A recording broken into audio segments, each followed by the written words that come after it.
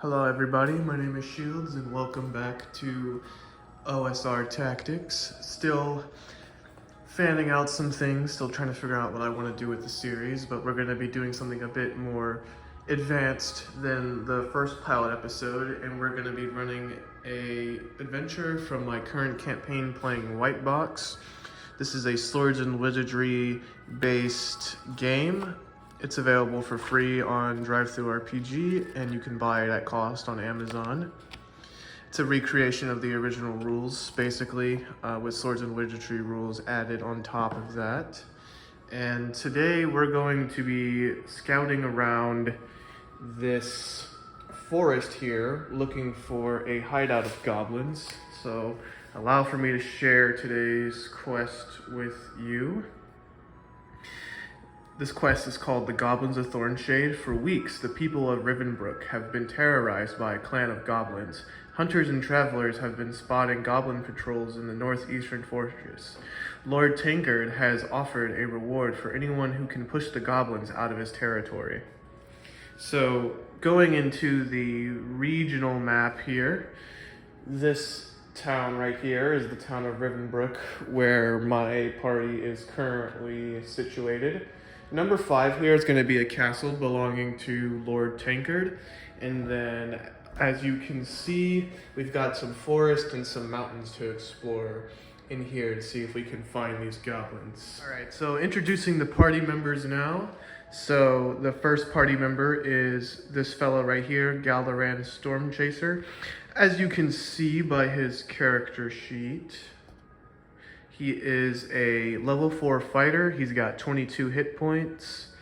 He's got an AC of 16 with his plate armor.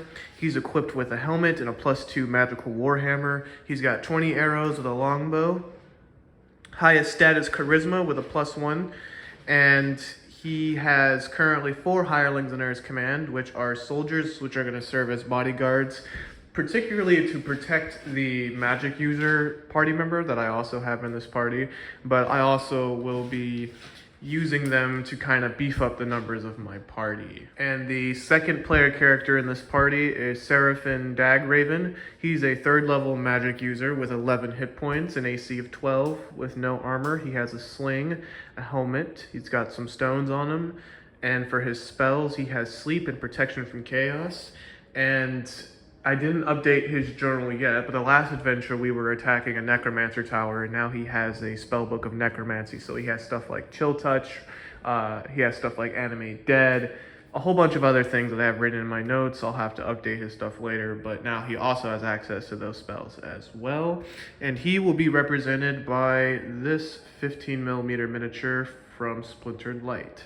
Alrighty, so this is the preparation, so all the stuff that my characters have done in the town to prepare for today's adventure. So I bought 28 rations, which should give us enough traveling for about 4 days.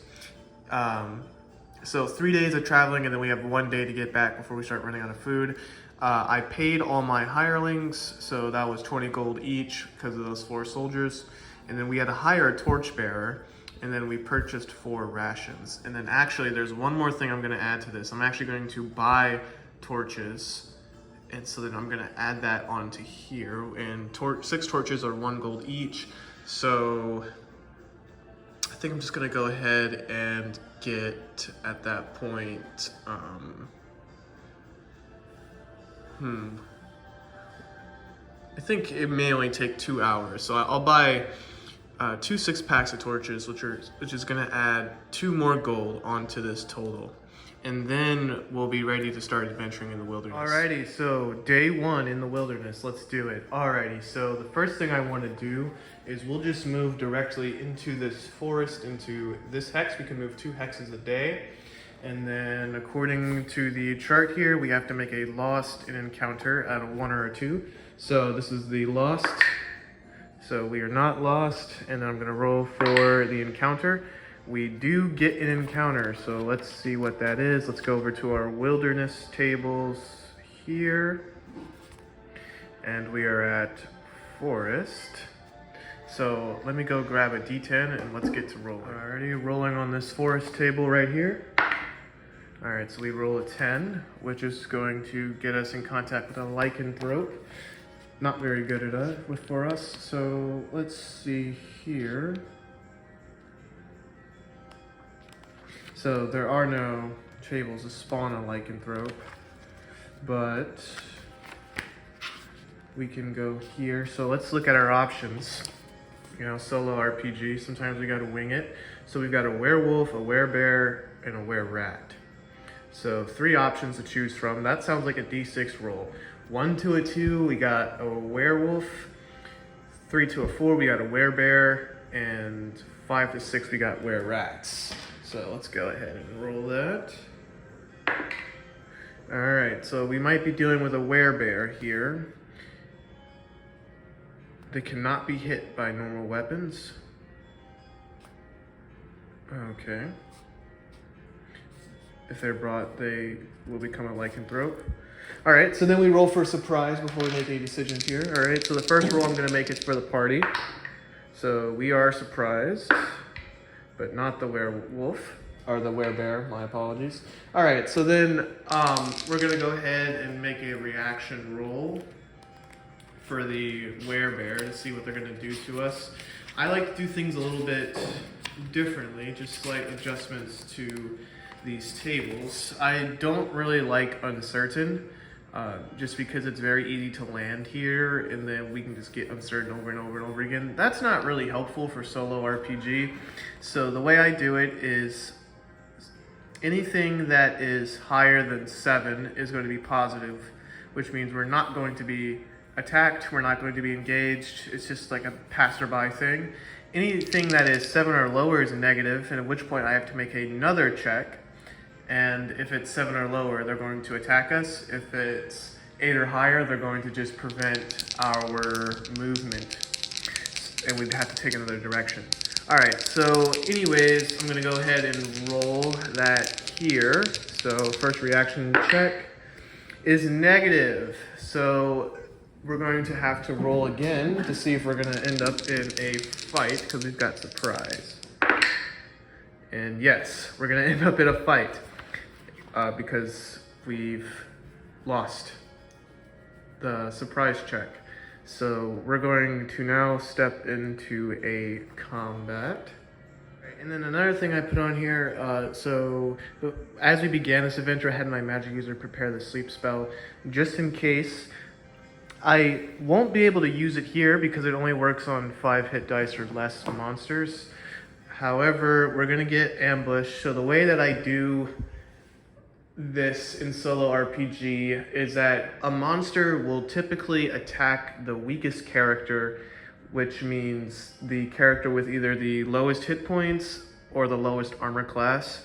And the character with the lowest armor class are the torchbearer and the magic user.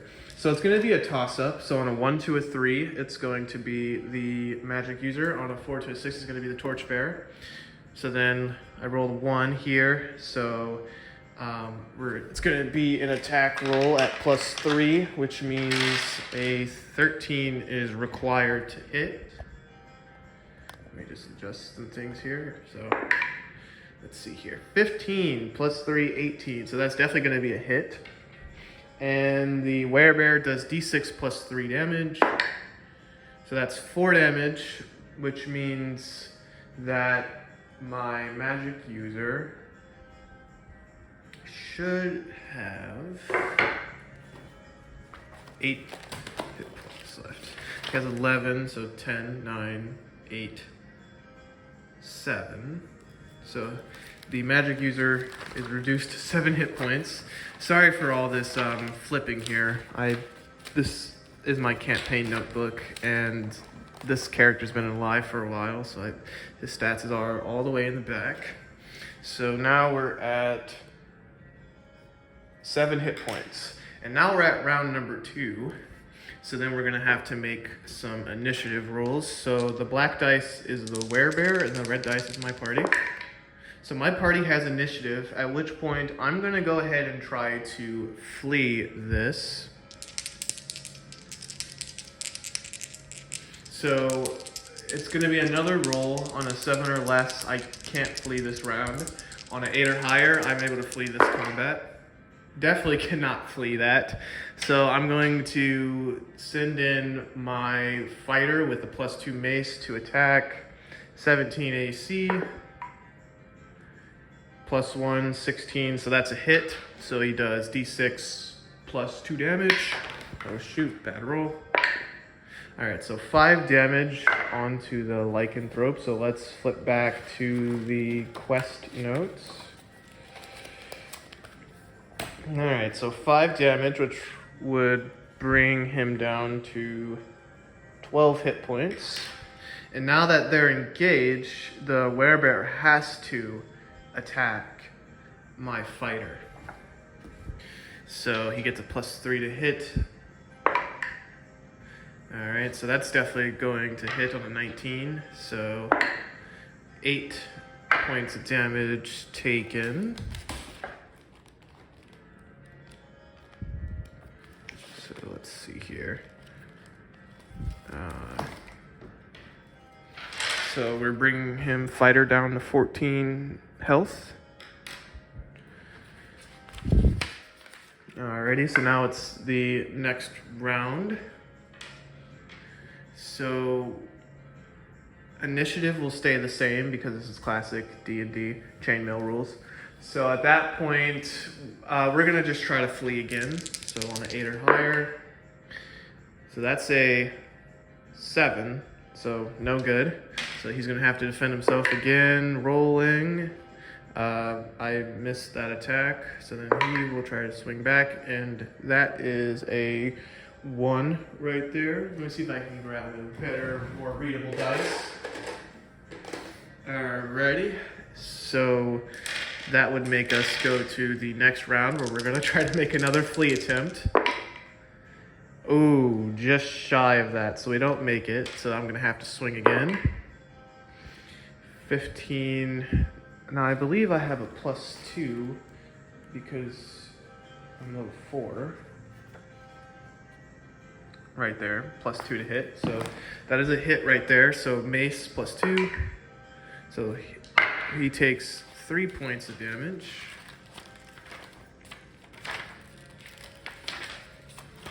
So let's flip back all the way over here. So that should bring him down to 9.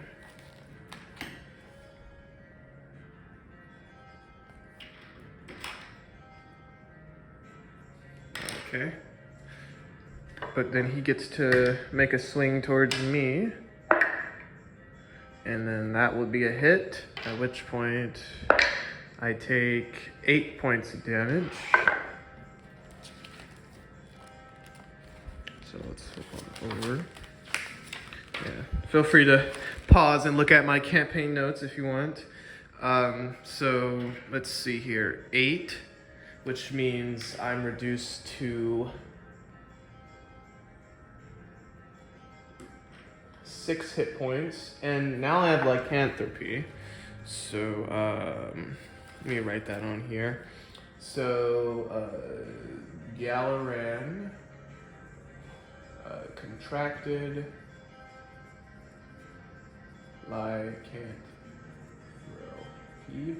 So basically, if I don't get myself healed, if I don't go to a temple to get healing, then basically I'm going to turn into a werewolf, or not a werewolf, a werebear on the next, I suppose, cycle. I don't know if werebears turn on full moons, maybe on a certain day of the month. Anyways, I'm gonna do 2d6 days before my transformation is fully complete. So in 7 days. So transformation.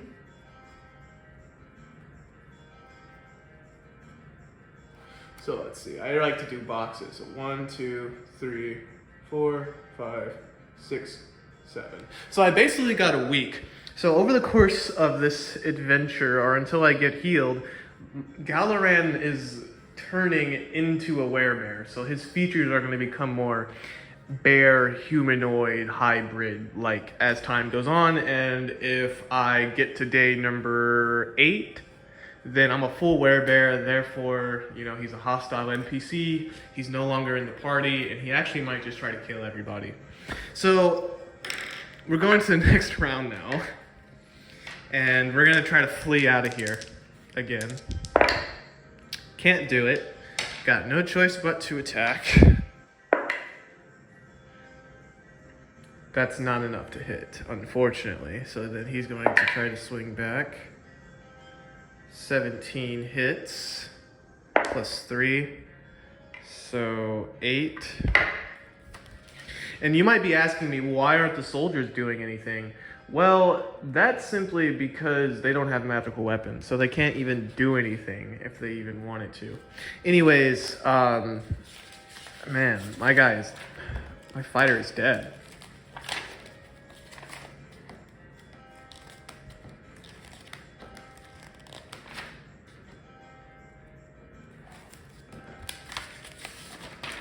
Yeah, 6. He's toast. I load my level 4 fighter, so we're gonna have to try to get him resurrected. Alright.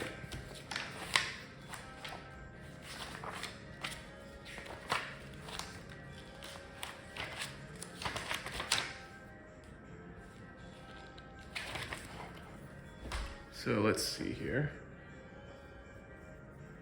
Galaran was killed. Alright, so he was killed. So now we're still here again. So we're gonna have to try to run away.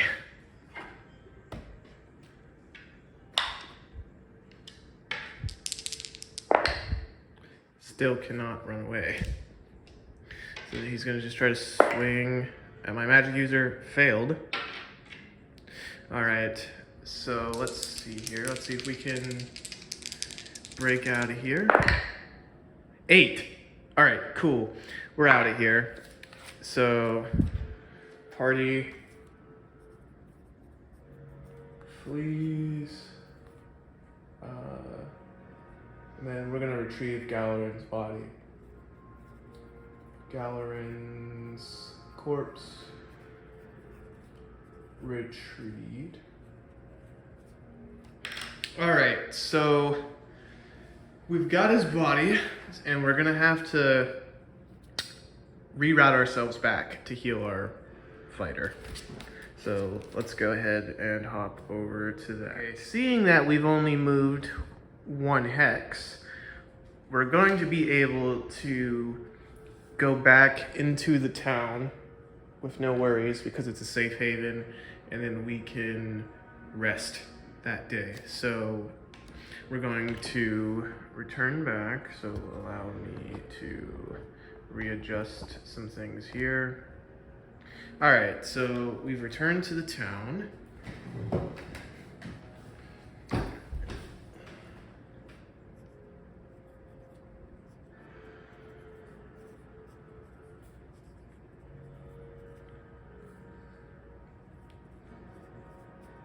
All right, so we're back at Rivenbrook, and we're gonna have to resurrect our fighter, which is gonna cost 100 times the character's level of gold to do so. So, resurrected. Galaran. And we're gonna take that out of his own freaking money. So, let's see, 400 gold. So now he has 4,396. And now he is back alive. It's gonna take some time though. He's back alive with 1 hit point. And you recover a hit point a day. So we're gonna have to I can either pay 21 gold coins to get instantly brought back up to full health because I'm at the temple, or I can just rest for those amount of days, which I think I'm just going to just pay it forward and get all my health back. So we're paying 21. So 75. And now I've got full hit points back. And we're gonna go ahead and end this episode off on that note. So just a quick recap. We are trying to look for a dungeon that will contain a goblin lair, and our goal is to try to exterminate the goblins that have been terrorizing the region right here. We ran into a werebear that put up quite a fight and killed my fighter, and we had to run all the way back home and get him resurrected all within one day. And he is no longer has lycanthropy because he went to the temple. So he got resurrected, he got his diseases cured, and then he paid to get all his health back. So when we come back to OSR Tactcis, we're going to do another incursion into the forest and see if we can find those goblins, and hopefully we can avoid the lycanthropes next time. All right, I've been Shields, this is OSR Tactcis, and I will see you in the next campaign.